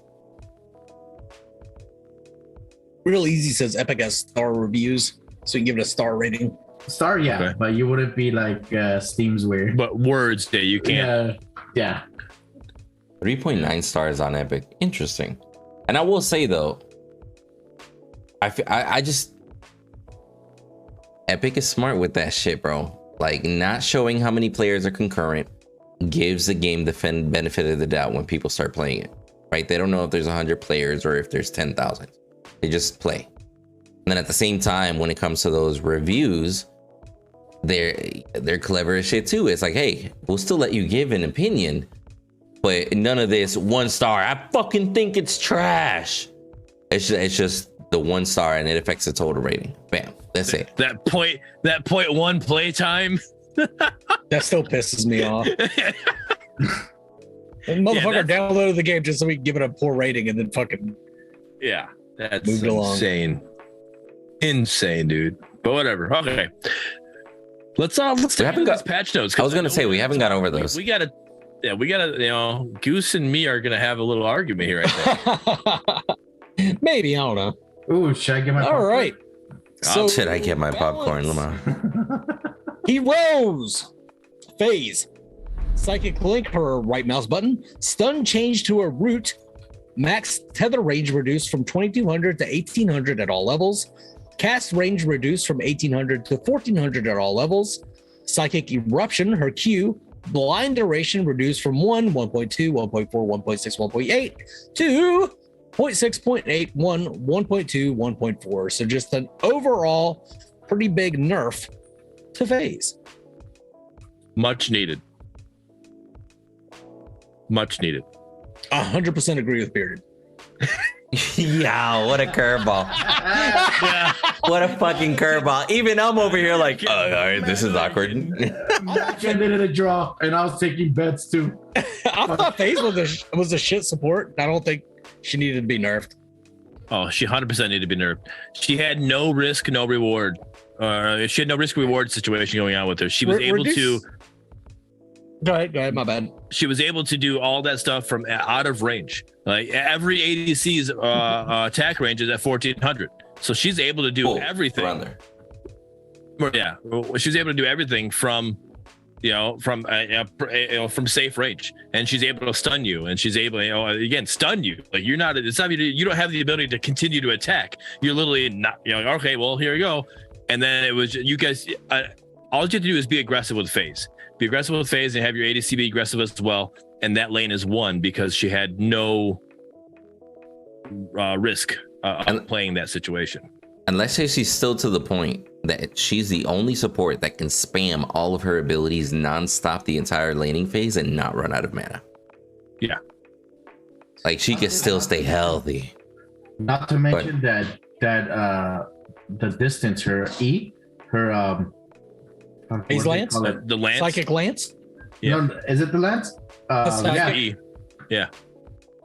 Her like that fucking laser shit. That distance needs to be nerfed a little bit too. I think that one's okay. That's pretty far. I think the energy damage scaling could have been reduced a little bit on energy lance, but other than that, I thought phase was a shit support personally. Like I think Decker shuts her down, Muriel shuts her down, Richter shuts her down, Steel shuts her down. Everybody shuts phase the fuck down. Like she's dangerous early, but like once you get to late game, not that hard to deal with. Like the blind sucks, she's with this again, she's able to do all of this and not be in range of actually taking any damage, right? So she's doing the damage she was doing with her link and her lance, because she did damage with her link by of it just sitting there, and then once she actually got the stun did damage as well. So then you would literally, as an ADC, she would almost half health me in the very beginning, and it's like that's just too much, right? And I wasn't able to do any damage to her because she did this. Her cast range is at 1800. I don't have the range to shoot her at that range, so I have to, she's able to do it safely. She's able to, lance me or link me, and then I'm now trying to back up to 2200, and I'm like, all right, that's so far back, I can't, like, I'm stunned before I can back up. All right, so the fact that now it's a root, I can still at least defend myself as people are coming at me. I can still shoot my abilities and shoot my gun, but now for her to actually cast the link, she's got to get close enough to me to shoot her in the face. So she has to take a chance of taking damage to it. I'll take your word for it. Me speaking as a sport, I personally had zero problem dealing with other phases, but maybe you guys just dealt with better phases than me. Like this is a small sample, so yeah. I mean, if they're nerfing her, then it was obviously needed. But I just personally didn't have any problem dealing with it. I was always happy to see a phase on the other side of that lane, to tell you the truth. Her blind, was it needed? I don't know if it was needed, but I like it as an ADC main. I was like, all right, sweet. I'm good with that one. But the link was the biggest thing in my opinion. Now, does she still do a lot of damage? I don't know yet. I haven't had a chance to test it that much. I haven't seen a phase on the other end after this nerf that much. So I need to see a phase to see if it was actually enough or not. I'm going to say her damage and cooldowns are also the same. The only thing that changes here is range, like you said, just kind of making her risk a little more. But that risk, I mean, am I able to do enough damage to her as she gets close enough? I see she's coming, she's going to try to link me. I can start shooting her and focusing her, so I can do enough damage to her to where now she can't just keep doing it and have full health pretty much. Like we can't, like, it came to a point you have to focus phase, right? Like you just have to, like, that you do not, like, and that's another thing that's like completely opposite of most situations. Like usually you focus your ADC and then you take the support out by yourself. This situation, you got to focus phase because she's going to melt you before anything else happens. Yeah, so it's been that way since Paragon. That's considering she can pull her ally. It was always kill her first, then we can kill the carry. Phase, yeah, right. And it's still that situation, but she's now has to do something with a risk. Like she's got to have the risk of being hit. Like she was able to do all from safety. Like that's the biggest thing. And now she's like, so I think there's a difference there. I know the damage is the same, the cooldown's the same, but she's also got to take some hits by doing it. Now, if you don't punish her, if you allow her to walk up to you and do that to her, that's on you, right? I mean, so if a phase is walking up on me, she's getting popped in the face. You know what? I agree with Real Easy in the chat. If they made it to where linking an enemy was a shorter distance than linking an ally, I think that would be okay. I think she should still excel in being able to pull an ally out of clutch situations from a longer distance. But if it's going offensively into an enemy, that needs to be a lot closer to lock onto an enemy. How do you implement that though? Okay. Difference in targeting. That's just like how your reticle turns red when you target an enemy, but not when you target an ally. I mean, I like her blind because those new players that haven't played Paragon before get into their first match against the FaZe, and they think that their screen is breaking down or the game's freezing. He said I like it because of that. Jesus. It's the best reaction. Hey, my screen just went black. The game crashed.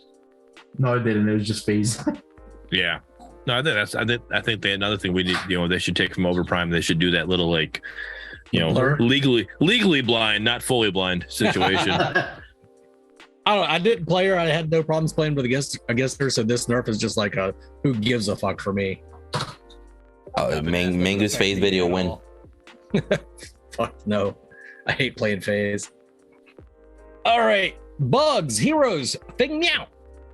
Imperial Sentence, his ultimate ability. Fix an issue where getting stunned while casting a reset would not refund the full cooldown.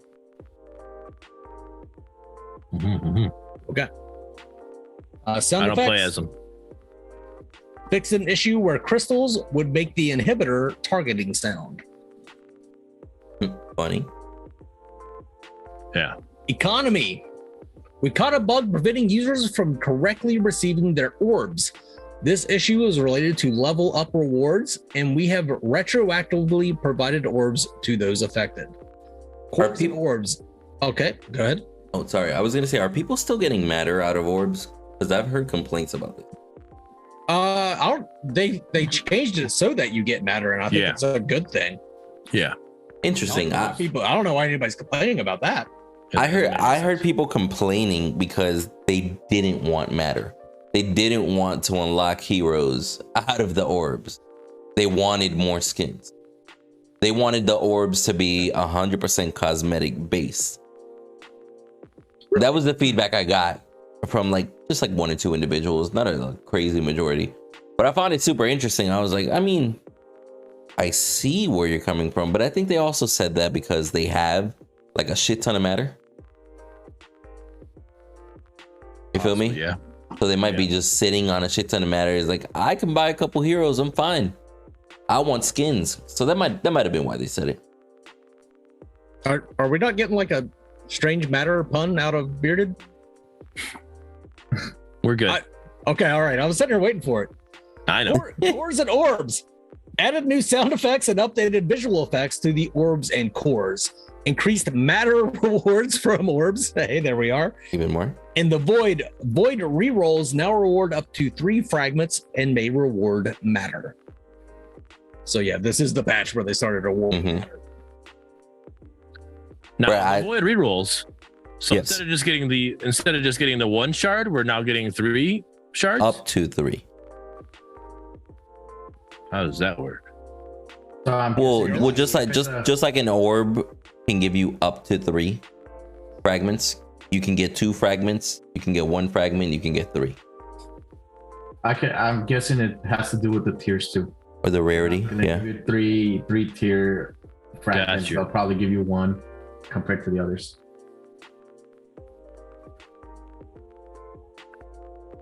Aimless said, "What do I do with the orbs once they can't be opened anymore?" You just gotta wait until they add more content into the game. Because I'm at that point right now. I got orbs and I'm like, well, I totally get the screen that you're looking at. I can see if somebody that plays this game a shit ton, you might be in the minority. You follow? What did I miss? Where did that hype train come from? Foolish. What do you mean? You got sub 10 subs. I even said thank you in the chat. I did too. I was on the screen of looking at reading the fucking patch. Yeah. Dude. Thank you both. Holy shit. Let's go. You guys are amazing. Yeah, bro. But so do you, how do I even word this? I'd love to hear from everybody, and I guess Stunt would be the only one that we can immediately ask here until we get some answers from chat. But how are people finding unlocking heroes, the speed of it with the new system? So before Stunt even answers, I'm going off of what I've seen in Gen Chat. I've seen people talk about they've been able to. It was in Gen Chat, and I think it was even in our last partner panel video. People commenting on it, and they've been getting heroes actually pretty quickly. But I think the issue is it's the RNG situation. You have some people that are having bad luck with RNG. Then you have most people that I've seen so far from comments, right? If the people who aren't having good luck aren't talking, then I don't know. I can't use this information. But the only information that I've read, majority of the people are actually having good luck and unlocking people pretty quickly with the RNG system. But there are people who are having bad luck, not able to unlock that quick. So in that regard, though, Stunt, you can still comment on what you got going on. I haven't had anybody approach me about that situation or at all, Windu, to be honest. But you yourself, what are you unlocking heroes? Oh, you have all the heroes, don't you? Yeah, I do. So you're all the heroes, so he wouldn't be able to know either. To me, if like Iggy and stuff come out, I would try to unlock it to see how it is before using Matter, just to get an idea. But I haven't had anybody from the community actually talk to me about it. I'll tell you, Sulfa said that she's having a much better time with the game now that she gets Matter out of the orbs and cores and all that shit, because now she can unlock exactly who she wants to unlock, and it's just been a lot easier for her. That's cool feedback. It's awesome. Yeah, in retrospect, then I don't know why these two individuals were complaining so much about Matter, except for the fact that they might just own everybody already. I think it's because they own everybody, and I mean I understand their point, and it's the same thing with Aimless, not knowing what to do with his orbs. Like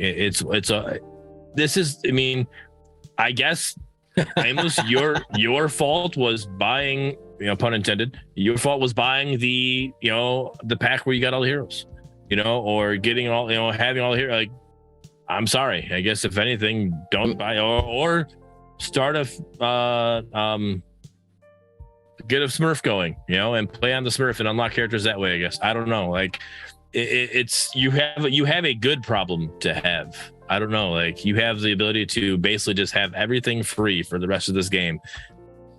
It would be nice if there was some kind of lesser cosmetic that you could buy with Matter, like avatars or something like that, just to give people 100%. something to collect, something to spend. The Matter side of it. I was talking about him having so many orbs. He's like, what do I have all the orbs what do I do with all the orbs I have? Like you gotta wait, and you have all the content. You wait until there's more content created, and that's gonna be the great thing. When there's more content created, guess what? You're getting it automatically. Work on your mastery. You have a good problem to have.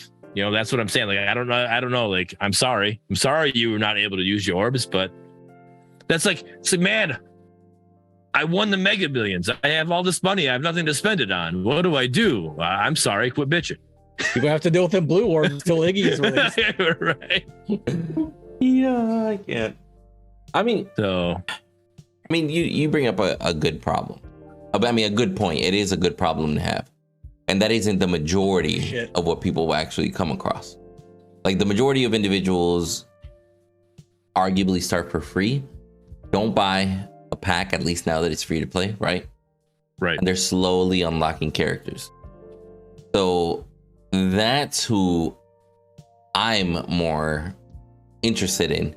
Because at the end of the day, like you were saying, you think of ideas for retention. Sometimes getting new characters is retention.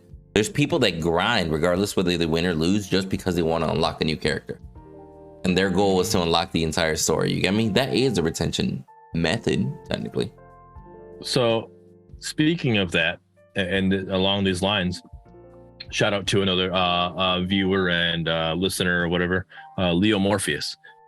He sent me a picture of something he posted in the feedback or the concept vault. So if you go to the Paragon or the SMS Paragon, oh my gosh, if you go to the SMS concept vault, he made the concept of every for the mastery systems, right? For every level, for the in between bronze and silver, 369, you get an orb, or so every time you get to 369 in gold and diamond 369, you get an orb. So there's another way to unlock orbs that can help you get, for getting that system.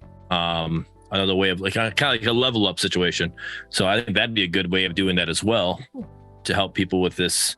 I know a lot of people are against the loot box system, but it still kind of gives you a little more free loot boxing instead of have to pay for it. Let me ask you guys this. I guess No. I'm stretching it a little bit. Maybe I'm being hopeful. What if you're able to donate or not trade, but let's say a new player comes in, I have all these orbs I'm not going to use because I have everything I need, right? What if you're able to give them some orbs or some gifted or something? What do you guys think? I mean, I know it's going to be tough to implement something like that, but I just don't see it being a positive for SMS in that system. Because were they going to monetize then? If that's how that happens. Yeah, that's true too. It's either they're not monetizing or their game's not getting played, right? You either have to, that's the thing is right now, like if you're a new player, for you to get orbs, you either have to pay for them, which then SMS gets monetization, or you have to play the game, which SMS is then getting, a concurrent player. So they're benefiting either way in that situation. Now, if you do that gift system, they're not monetizing and they're not getting a concurrent player, because this person might, play, use those orbs and not get the skin they want, and then they're going to go play Overwatch instead. And now what that, it did nothing for us in that situation. True. So that would be, I just don't see it being a positive for SMS in that situation. It's got to have a little bit of give take to it, So if it did have a positive with them as well, I think it could be a possibility for them. But with it basically being a no guarantee positive, then it's like, why do it? But Amos would love that idea because then Amos would be able to get rid of his orbs. So he's all about it. He's willing to gift out orbs. Did you read the chat? Huh? Did you read the chat? No, I didn't. I had no clue, but I just know that he would be all about it. That Amos going to give all this stuff to Smurf. Have everything locked on his Smurf. I do completely understand what he's saying too about the OCD thing. Like I hate having something on my screen. They do that with Hearthstone. They give you free packs for the next expansion, but you can't open them. And I'm like, oh my God, I have something I have to open, but I can't open it. And it just fucking drives me insane. If you got OCD, don't look at Windu's Discord because you'll see all those fucking icons of those messages he doesn't actually look at.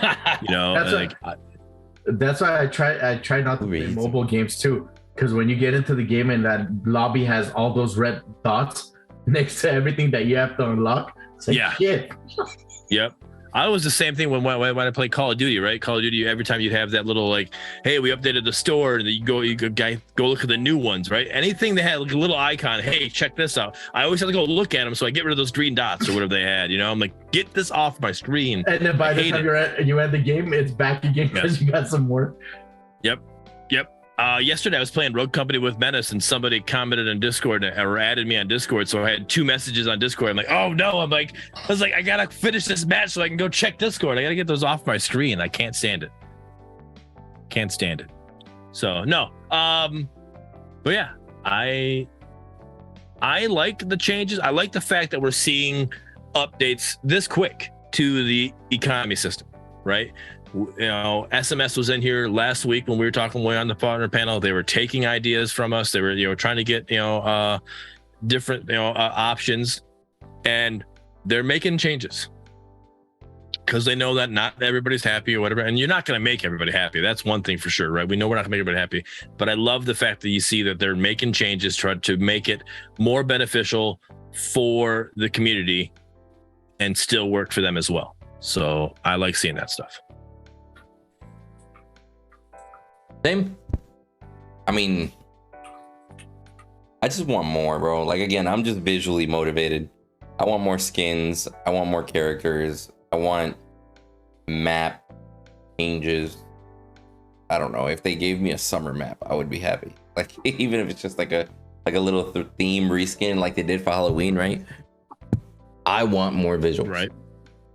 I really do feel that ever since it has gone free to play, I don't think we've gotten much visuals. Could be wrong. Maybe that's just me. Well, it's only been 11 days, but yes. Well, yeah, no, I totally get it. And I'm definitely being picky by all means.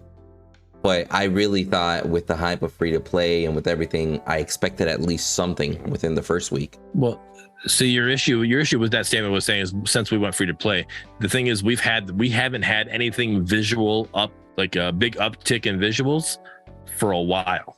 It's not just free to play.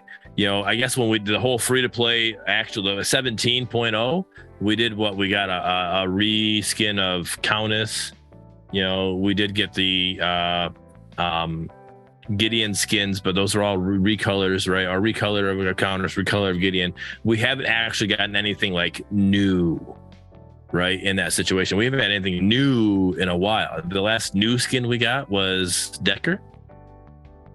Am I right, or am I wrong with that one? Yeah, it was Decker before. It was after Astro Gideon. Right. So we had that. That was the last new skin we got. Like, we haven't gotten anything new in quite a while. I mean, and DLC is a good way of retention. I know some people are going to complain and bitch that they're money hungry and whatnot, but DLC, like skins, characters, etc., people stay for shit like that. They really do. I'll stay for DSL.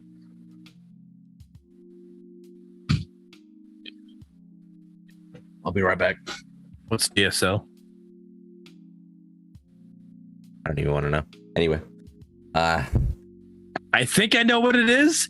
I think I do too, but I'm not saying that shit out loud. Anyway, that's why he left. He said it and he left. So no, I think I know what it is, but I don't. It could definitely, knowing Goose, it's probably what it is. I just got a notification. My network bandwidth is low. We're killing the video. Hello, and we're back. Okay, what? Yeah, Big R. I think that's exactly what he was talking about. Yes, that's what I thought it was too. All right. That's what I was thinking. I'm like, wait, what? I was because what is that? What is the thing that helps with ray tracing? Is that DLSS or whatever that is? DLSS. DS. I thought it was what? DSLR. DTMOQ. LMFAO. I'm just making shit up, man. I don't know. What the fuck are we talking about now? Ray tracing. What is it? What is the software that helps ray tracing? DLSR. Like, yeah, I was. DLSR. All right. DSLR. Okay. DSLR. DSLR. Okay. That's what. Whatever. Yeah. So that's when that's what I thought you meant when you said you stay for DLS. I'm like, wait, no, what? That doesn't sound right. Oh no, I meant dick sucking lips. Yeah. Yeah, we figured. We came to the conclusion. You want player retention? I'll tell you how to get it. Let's do some home visits there, Ryan Red. I don't know if it's going to give you player attention, but it'll give you player retention for sure. So that'll bring one up for sure. Maybe Goose and his talents will get a timeline. Especially when his is popular and it was in a C-rated movie. So, yeah. I mean, no, I think, we're getting close to that 2 hour mark. We're a little early, but I just think the biggest thing they need to work on is making the game more accessible for new players, or accessible, playable, whatever, easier to understand for new players, until the tutorial system comes out. Because right now, without a tutorial system, this is actually pretty hard for them to get an understanding. I would love to even see a blog post like they did, just for them to tell us, hey, this is our priority. I love all the engagement that I'm getting out of them on Twitter and everything. But even a simple, hey, our main focus is this right now. Bam. Cool. Right. I dig it. Just to kind of get at least a sense of direction. But overall, I'm happy people are enjoying the game. I'm actually very happy that a lot of people have tried the game and they're like, you know what? I played this game a year ago. It's just night and day difference. Legit. I was like, that's cool to see. That's cool to hear. Really for sure. Is. I don't know. I guess I don't want to be the negative Nancy here, but like, we watched One Up. One Up, you could tell with the HUD that it had, it was patch 13 or around that time, right? So Iggy was playable patch 13. We are now going on 2 weeks of free to play, and we still don't have Iggy. Like I said, the hype is dying here. They're just milking it a little more. Just right. Exactly. I don't know. The fact that you didn't have him come out right at the beginning of free to play, I guess that's how. I understand the point there, But the fact that he's still not out yet, that blows my mind in that situation. I don't know what was going on there. So that's what I'm saying. It's got to be intentional. The only reasoning that I could see them purposefully holding back is it's got to be intentional. Especially since he's been playable. He's at least, his files have been in the game for over a year. Correct me if I'm wrong. It's got to be intentional. There's got to be something that they're planning or something that they want to do. And we know how Strange Matter gets. They're like, hey, we got this big plan. We got stuff coming up. They don't tell anybody about it. And then sometimes it just takes longer than we all would like for them to officially tell us and go from there. You get what I'm saying? They're just waiting for the sequel of 1 Up, 3 Down. 3 Down, come to a theater near you. All right, guys. Peace up, 8 town down. 1 up, 3 down. I can't. All right, so let's say our outros. We got to get them to sing the intro to our movie. I can't with you, Ray. Yo, so Stunt, tell people what you got going on, bro. Where can they find you? Twitch, stunt_V, and Windu's, Menaces, Bearded's, Mangoose's servers. This is mostly for the new players. You guys are always welcome to join games with me. I mean, some experienced fall player, not naming any names, already cost me 13 games. So I don't care. I don't care about my ELO or anything. If you guys want to learn the game, jump on in. Oh my God. I'm just saying, I've been winning a lot. How do I alt F4 this guy? You know who I've not been playing with to win all these games? Yo, you say that, Mangus. I've been playing a lot with Windu, and I've been losing a lot. So I think you're right. That's not true, bitch. You're in that list. You're in that list. We got 50%. 50%. Yes. Look at the week before that. Look at the week before. Hey, man, look at, we are 50%. 50s when I'm carry, 50s when you're carry. That's what the math I did. Ding! And we win when I'm carry. And in those games you disconnected, they had to carry the team. Shit. I appreciate you being here, son. I appreciate it, homie. Yes, thank you. I always enjoy being here. Maybe we'll fix the win rate between us, but Yeah. we'll get there, bro. 14 Goose. is the magic number. The main Goose, you can find me on my YouTube channel. Was it YouTube/Mangoose, whatever the fuck? You're going to find a bunch of mongooses fighting cobras, but anyway, you can find my content there. That's on the not YouTube. him, by the way. Yeah, that's not me. But yeah, you can find my content on YouTube. You can find a picture of my dick and the movie 1 Up on Prime Video. Over to you, Bearded.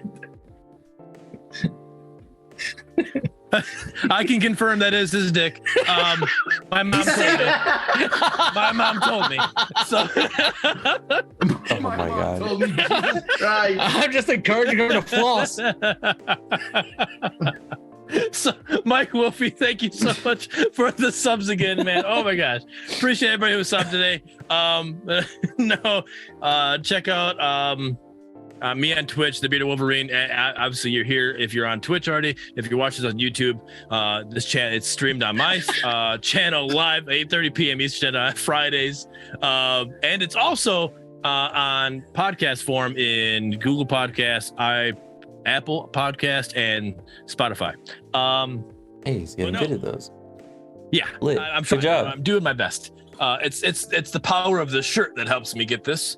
And those who are listening on Google Podcasts, Apple Podcasts, and Spotify Podcasts, I'm wearing a Windu shirt right now. Anyways,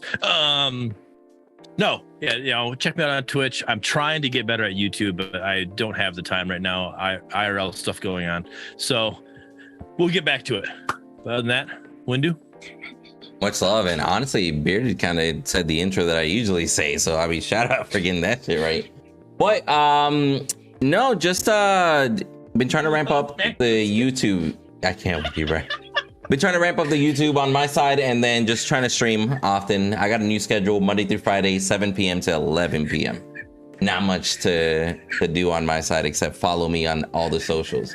And apparently chat's laughing their ass off because Mangus is dead. It's holding a little plaque that says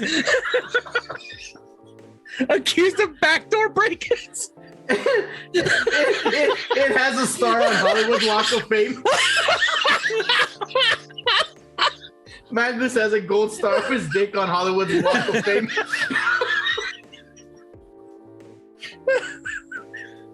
I can't with y'all, bro. You guys know those little silhouette things that the girls will make their husbands or their boyfriends, whatever. They like paint their body and then they sit on the little picture frame. Mangoose did the same thing for my mom. He painted his body. He sat on this picture frame so you could just kind of see the hairy shaft and everything. Bro, what the fuck? It looks like Richter popping an ultimate. All right, these guys are clearly drunk. I'm gonna call it. Much love. I'm sober as can be. I don't have anything. All right, well, you need to get drunk then, because I don't know what the hell's coming out of your guys' mouth. Like, holy shit. All right, much love, homies. We'll catch you on the next one. Peace. Peace.